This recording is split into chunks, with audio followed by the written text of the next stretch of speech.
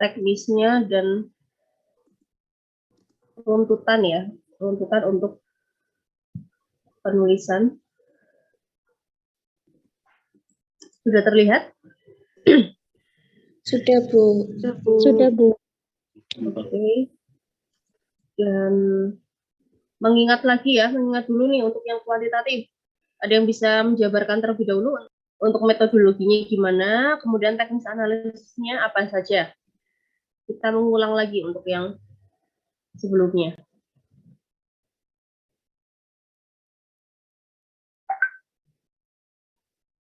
Yuk silakan, siapa yang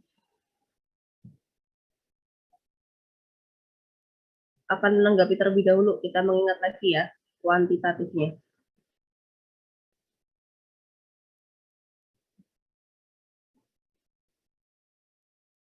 Ayo siapa nih?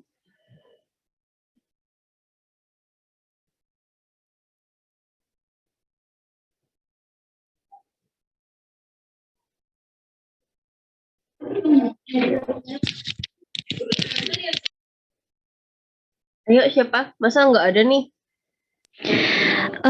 Izin menjawab, Bu. Tapi ini nggak tahu sebentar enggaknya sih. Ayo kita mengingat lagi, kemarin sudah saya jelaskan nih waktu saya tulis oret-oretan di papan ya. Ini cara mengukur datanya apa ya, Bu, tadi, Bu? Detail semuanya dari penelitian kuantitatif itu yang seperti apa, kemudian teknis analisisnya itu apa saja yang dianalisis sampai untuk membuktikan hasil.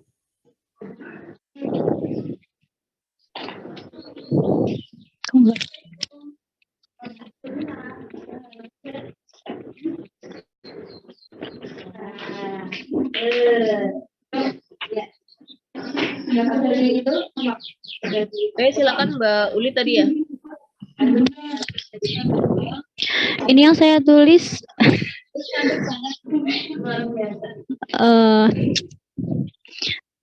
macam-macam datanya sih, Bu, baru kemarin waktu kuliah umum sama rasio.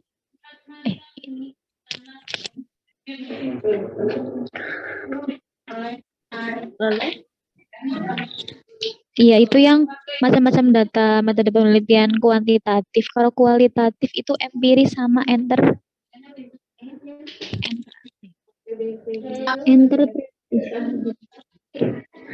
Untuk yang kuanti dulu, kita mengingat kembali untuk yang Iya. Yang kuantitatif.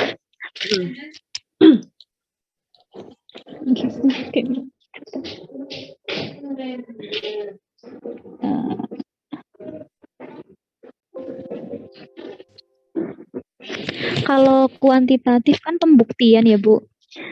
Jadi data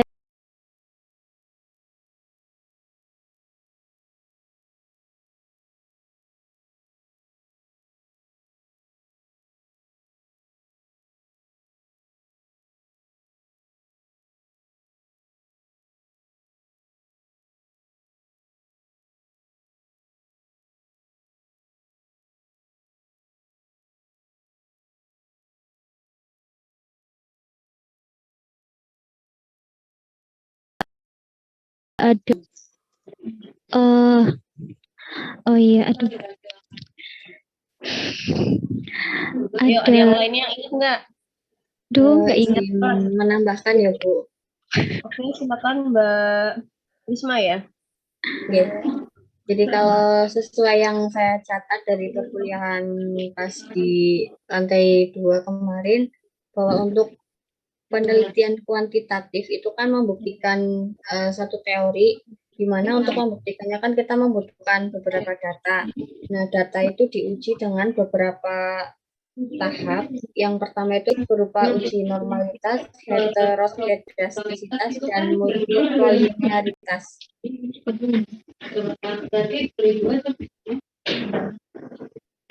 Lalu ada lagi?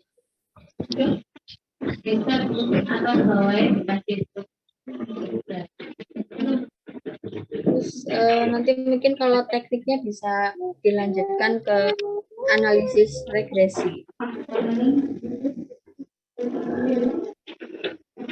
Kalau untuk uji olah datanya, untuk uji olah data regresi itu harus dilakukan dengan dua kriteria, yaitu harus diuji secara parsial dan diuji secara simultan.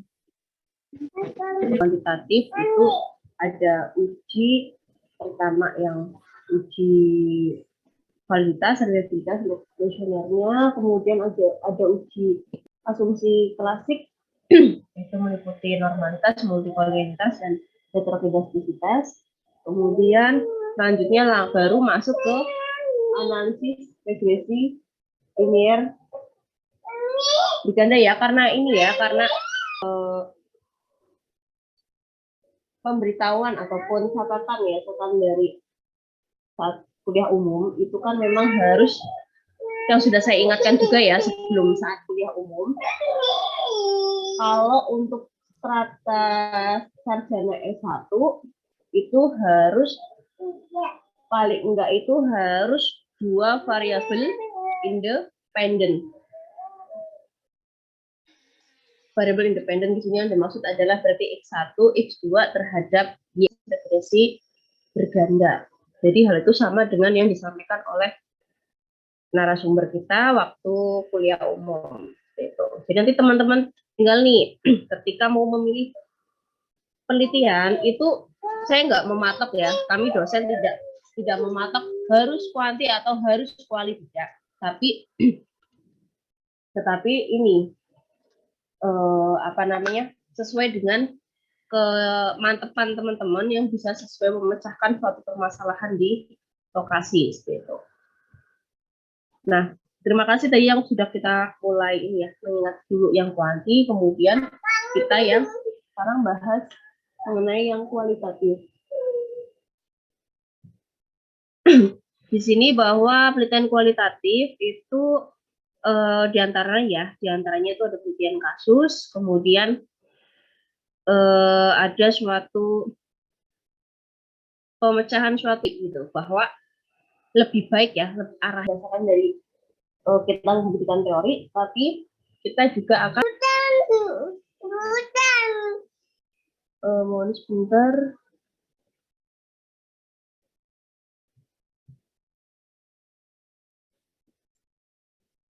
Nah, kemudian kita langsung ini ya, rujukan untuk yang kerangka penelitian kualitatif itu pada dasarnya itu bagian awal hampir sama ya, bahwa fenomena permasalahan pertama sebagai alasan permasalahan ya ataupun latar belakang itu harus benar-benar sesuai dengan yang ada. Jadi harus kita membuat penelitian itu beda dengan ketika kita melaksanakan tugas mata kuliah ya, itu sangat-sangat berbeda. Jadi harus benar-benar ilmiah bahwa kita bisa memberikan bukti secara ilmiah. Kemudian ada perumusan jika kualitatif itu ingin memberikan suatu gagasan nih, misal memberikan suatu strategi, cara, ataupun implementasi bagaimana sih langkah-langkah yang sebaiknya dilaksanakan seperti itu. Itu hanya berdasarkan wawancara saja ya teman-teman ya, tapi juga harus didukung dengan adanya analisis SWOT. Sebenarnya itu kualitatif itu lebih banyaknya awalnya kita melihat ataupun mendengar kualitatif kita pasti arahnya hanya deskriptif ya, padahal enggak. Kualitatif itu ada yang hanya deskriptif, kemudian juga ada yang analisis SWOT gitu. Analisis SWOT itu memang agak sulit memang, tapi perhitungannya juga memang agak ini ya, agak sukar, tapi sebenarnya ketika sudah teman-teman paham itu mudah sebenarnya. Jadi kita bermain dengan mengolah data di Excel, melihat apa saja sih yang harus dikaitkan. Yang pertama pasti harus ini, yang kemudian berikutnya landasan teori mengenai apa saja yang harus cantumkan. Misal itu pasti ada penjabaran mengenai analisis SWOT ya. Ini saya arahkan ketika kualitatif harus ada analisis SWOT-nya. Tidak hanya sekedar wawancara, karena itu sudah ini ya di kami, di dosen Metopen dan dosen FE ketika kualitatif harus juga menyertakan analisis SWOT. Takutnya nanti ketika sudah membuat proposal nih sama pembimbing, kemudian pembimbing mungkin bisa memberikan boleh, misalnya boleh kalau nggak pakai analisis SWOT. Takutnya nanti ketika di seminar ujian semprot itu minta diubah. Nah, itu mending lebih baik di awal sudah langsung kualitatifnya itu ada analisis SWOT. Itu sama saja ya, analisis SWOT itu juga menggunakan metodenya ataupun teknisnya membuat kuesioner. Nah, makanya nanti teman-teman juga ketika kualitatif itu juga harus menuliskan ini indikator apa saja sih yang akan digunakan, indikator apa saja yang akan digunakan untuk sebenarnya kalau kualitatif itu memang capaian teori dan capaian pandangan ataupun argumen itu banyak sekali ya, itu luas sekali, apalagi ketika mencakup mengenai strategi ya.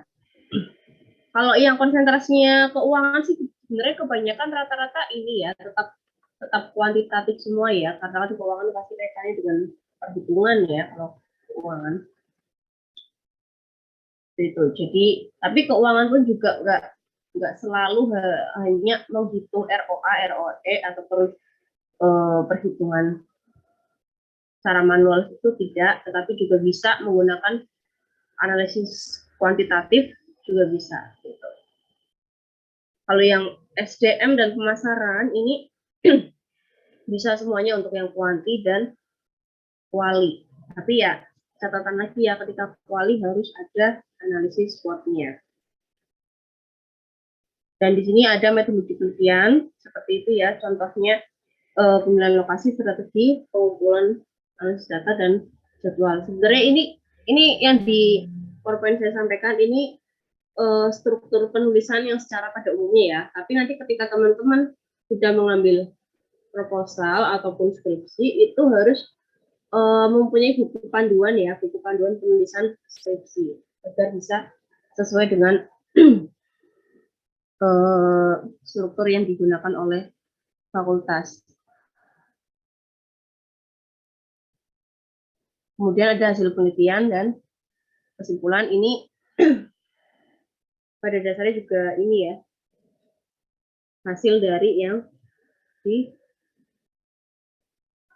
dihitung oleh peneliti tersebut. Gitu.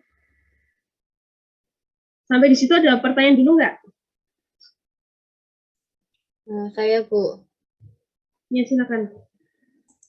Saya mau ini sih tanya yang tentang indikator dalam analisis SWOT ataupun untuk kuesioner.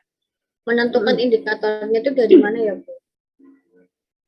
Nah, oke, untuk menentukan indikator kan sebagai alat pengukur ya. Jadi gini, kita menggunakan analisis SWOT, nanti kita akan mengambil ataupun melihat real yang ada di lokasi ataupun tempat yang akan kita teliti. Itu kita harus paham nih indikatornya itu apa saja. Kan dari S itu yang strength ya, kekuatannya itu apa. Misal nih ketika mengambil mengenai strategi, kita mengambil suatu strategi pemasaran misal ya, saya contohkan pemasaran. Strategi pemasaran itu kan ketika mengambil marketing mix ya, strategi pemasaran kaitannya marketing mix atau bauran pemasaran itu kan ada 7P. Ini harusnya teman-teman yang pemasaran paham nih 7P itu apa saja. Nah, itu yang bisa menjadi variabelnya dulu ya. Menjadi variabel yang akan diukur untuk penulisan indikator di kuesioner tadi. Misal 7P itu kan ada price, ada produk, ada place dan sebagainya ya, sampai 7 ada yang physical evidence juga ada, itu yang penampilan fisik produk. Jadi itu nanti bisa misal ketika melihat di lokasi penjualan produk penjualan produk, misal baju gitu ya. Mungkin itu dengan harga price ya, price-nya mungkin lebih murah gitu kan. Nah, itu bisa menjadi kekuatan di situ, lebih murah tapi kualitasnya bagus atau enggak. Nah, lebih murah tapi kualitas kurang bagus. Nah, itu nanti yang menjadi kelemahan ya. Makanya kan SWOT itu kan ada kekuatan, ada kesempatan, kemudian ada kelemahan, sama ada peluang ya. Ataupun ada ancaman juga gitu. Dan itu salah satu contohnya gitu. Jadi ketika ini kalau untuk yang kuanti itu pasti teman-teman harus mencari juga ya berbagai sumber masing-masing variabel nih. Misalnya kepuasan kerja, apa saja sih faktor-faktor yang mempengaruhi kepuasan kerja atau indikator apa saja itu pasti banyak banget ya. Dan teman-teman bisa jadikan itu sebagai indikator pengukuran berdasarkan teori. Jadi kita ketika kuantitatif kita kuantitatif kita tuh membuktikan dari teori yang ada gitu ya. Tapi ketika kualitatif kita seperti yang membuat suatu gagasan gitu ya. Kita membuat suatu teori juga seperti itu. Kalau strategi kualitatif strategi kan berarti kan kita nih yang menentukan mau strateginya seperti apa ya. Sampai di situ sudah paham Mbak Risma yang dimaksudnya ya? Nggih.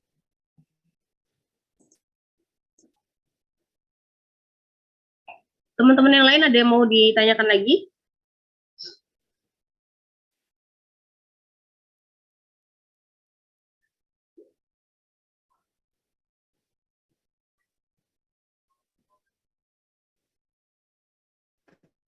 Di yang dimaksud itu kayak yang ada di kajian pustaka apa yang Bu? Yang mana? Yang dimaksud Risma tadi itu yang indikator. Suaranya putus-putus Mbak.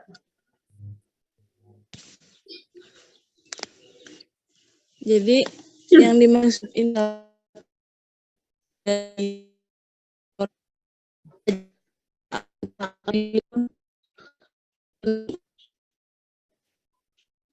suaranya putus-putus atau cuma saya yang mendengar suaranya putus-putus ya? Iya, putus-putus, Bu.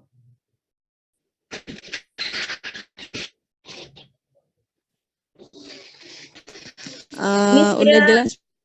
Oh ya, coba ulangi lagi. Jadi yang dimaksud indikator itu kayak kajian pustaka di jurnal atau makalah-makalah kayak gitu nih Bu?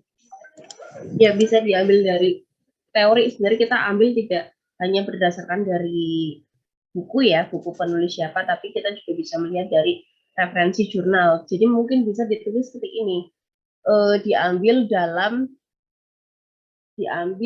oleh misalnya oleh pakar ahli siapa X dalam jurnal siapa, gitu bisa sebenarnya. Jadi tidak hanya sebatas di buku saja, tapi juga diambil dari jurnal, tapi dengan penulisan seperti itu. Ini saya mengirimkan ini ya, contoh contoh analisis SWOT ya di grup WA. Jadi mungkin nanti teman-teman yang ingin yang kualitatif, yaitu saya berikan contohnya untuk kualitatif juga tidak hanya deskriptif ya, karena kan strata 1 itu pasti standar KKNI-nya juga harus lebih lebih agak sedikit naik gitu ya, naik kesulitannya gitu. Itu sudah sudah dibuka? Sudah Bu, sedang dibuka. Ini wisku. Jadi contoh untuk yang analisis SWOT ya, strategi sebenarnya kalau ketika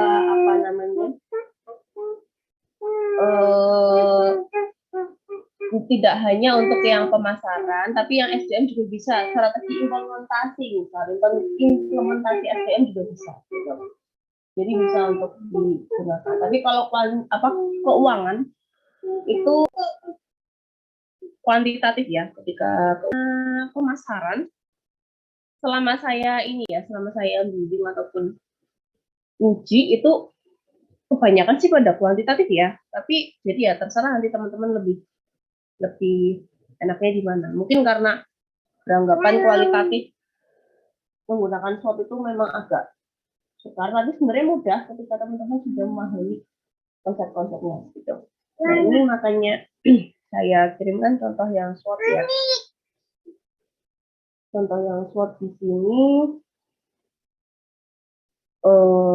kita melihat di bagian latar belakang jelas harus sesuai dengan permasalahan yang ada ya, kaitannya dengan persaingan bisnis ya ketika dalam satu usaha. Kemudian di sini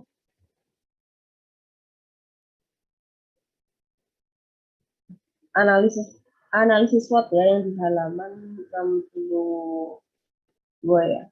Identifikasi berbagai faktor secara sistematis untuk merumuskan strategi perusahaan. Analisis ini berdasarkan pada logika yang dapat dimaksimalkan, yaitu kekuatan ya, SWOT itu ya, strength, opportunities, peluang, kemudian juga lihat weakness-nya, kelemahan, dan ancaman. Nah, ini yang makanya analisis SWOT itu sudah langsung menjerumus ke sini. Maksudnya menjerumus untuk indikatornya menyesuaikan nih. Makanya tadi yang sudah saya bilang contoh ya. Misal strategi pemasaran ada 7P. Nah, harga baju itunya murah, tetapi kualitasnya rendah. Jadi itu bisa masuk ya sebagai kekuatannya, price-nya itu murah gitu kan. Tapi kelemahannya kualitasnya rendah gitu. Jadi nanti untuk penyusunan kuesioner untuk analisis SWOT, jadi ada empat bagian ya yang dikatakan strength itu apa saja, kemudian nanti peluangnya itu apa saja. Jadi ada sisi positif dan negatifnya ya ketika melakukan analisis SWOT ya. Yang posisi sebagai positif itu yang strength dan opportunities ya. Tapi kalau untuk yang negatif itu weakness dan threat, ancaman. Gitu.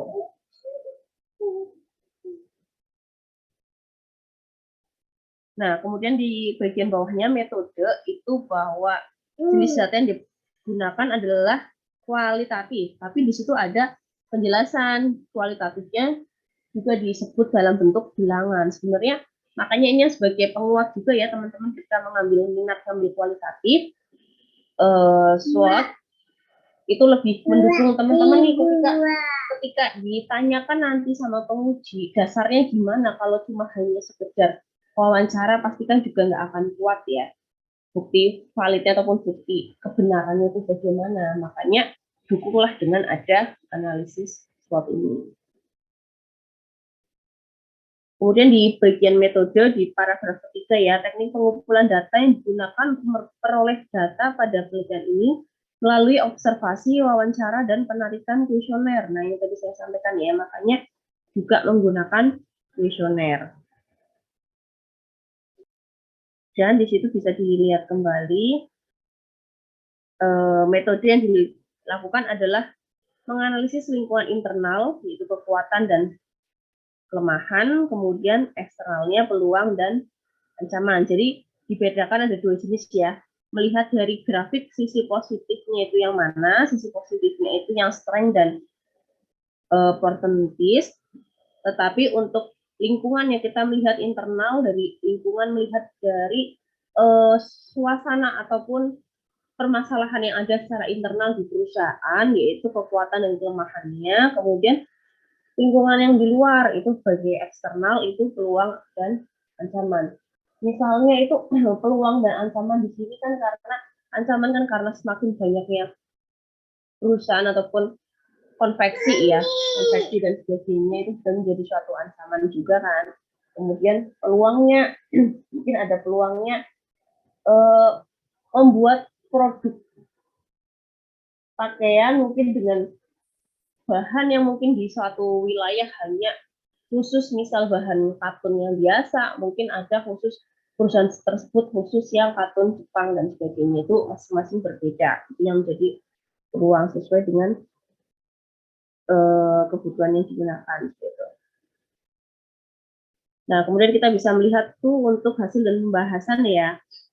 Nah, itulah yang saya sampaikan ya, makanya sudah terlihat semua ya teman-teman ya, yang tabel 3.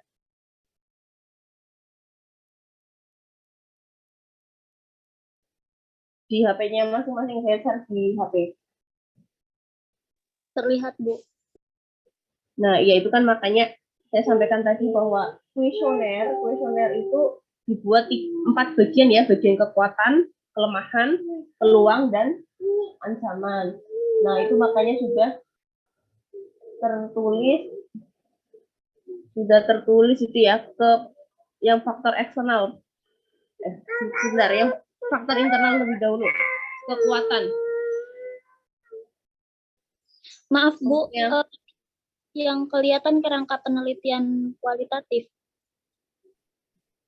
Ini yang di HP, saya share di HP. Oh, Yang baik. di jurnal Mbak Tika. Baik. Di jurnal HP saya sudah share di jurnal. Oh ya, permisi terlebih dahulu Bu. Ini nanti Zoom-nya kurang lebih 5 menit lagi habis. Jadi nanti kalau misalkan mati bisa langsung masuk ke link yang sama Bu. Oke, siap. Oke, lanjut lagi ya. Ini makanya untuk yang faktor internal, itu kan faktor internal kan berarti yang dilihat dari permasalahan yang ada di perusahaan, yaitu mencakup kekuatan dan kelemahan. Pasti kan harus paham nih, ketika mengambil kualitatif harus benar-benar melihat detailnya. Contohnya tuh kekuatan konsumen dalam mengirimkan barang dengan sistem pick up dan COD.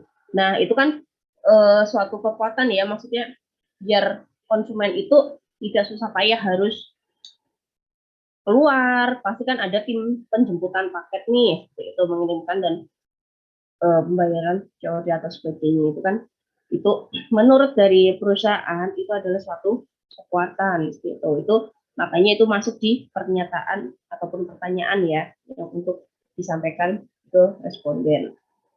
Jadi itu kekuatan itu ada 5 indikator ya. Tapi di sini saya belum melihat untuk pemisahan indikator yang digunakan apa saja ya untuk indikator belum dilihat, tapi makanya saya mengingatkan teman-teman indikatornya juga dituliskan ya, dituliskan. Jadi kenapa bisa menggunakan kata pernyataan kemudahan konsumen dalam mengirimkan barang dengan sistem pick up dan COD. Mungkin ini bisa dikaitkan, indikator bisa disebut sebagai apa namanya, loyalitas atau gimana ya, itu kan bisa juga ya, loyalitas kepada pelanggan ya, itu juga bisa. Jadi membuat pernyataan kemudahan konsumen dalam mengirimkan barang dengan sistem pick up dan COD gitu. Dan itu dibuat semuanya sampai ke ancaman ya. Itulah ciri-ciri analisis SWOT itu memang agak spesial memang, tapi pasti teman-teman kalau sudah mempelajari pasti juga akan paham. Itu pun juga nanti akan perhitungan ada bobot, rating, dan skor bobot. Jadi nanti rating itu digunakan sebagai rata-rata ya. Ketika respondennya itu misal ada 30 gitu kan, itu nanti bisa diambil ininya rata-rata di satu masing-masing indikator, rata-rata tuh pada menilai angka 4 atau 5, dan itu juga dibuat rata-rata itu bisa gitu. Jadi ketika SWOT itu kuesioner itu ini ya, menggunakan intervalnya penilaian 1 sampai 5. Sampai bagian berikutnya itu soal diagram kuadran ya. Ini makanya tadi saya bilang yang posisi positif dan negatif ya. Dan itu kan makanya kita melihat nih, kita jadi belajar matematika ini untuk melihat kuadran di sini ya. Kan makanya itu di bagian positif itu adalah strength ya, strength dan opportunities ya. Yang sebagai posisinya itu positif, kemudian yang negatif itu kelemahan dan ancaman. Gitu. Jadi ketika dari perhitungan kita dapat ya 0,47 dan 0,53. Jadi posisinya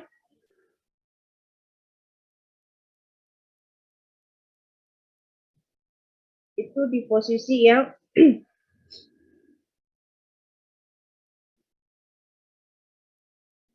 sebentar kita lihat lagi. Oh, salah. 1,71 dan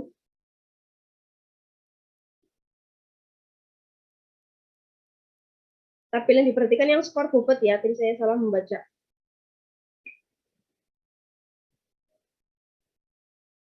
Hasil dari yang skor bobot.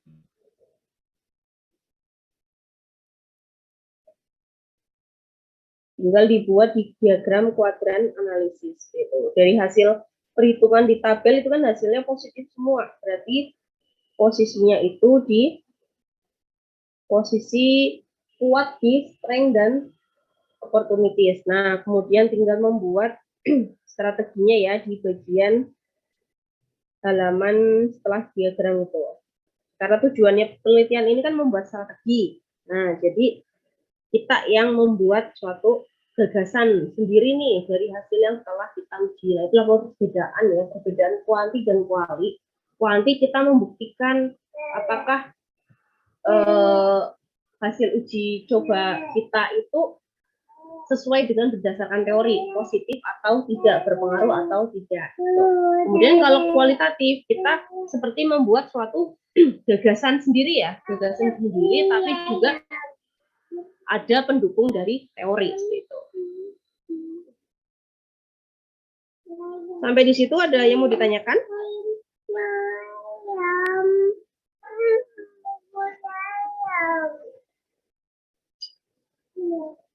Ada yang ditanyakan sampai situ?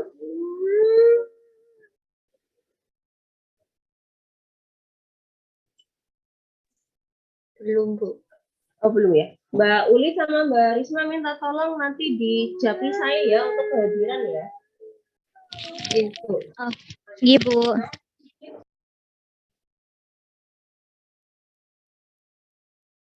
Nah, untuk hari ini, karena ini kemungkinan kita cukup sekali Zoom ya. Cukup sekali Zoom aja, tidak perlu masuk lagi. Mumpung ini juga waktunya masuk tinggal sedikit. Saya minta untuk teman-teman, kita kan ini sudah masuk ke pertemuan ke 11 atau 12 ini ya. Jadi saya minta teman-teman membuat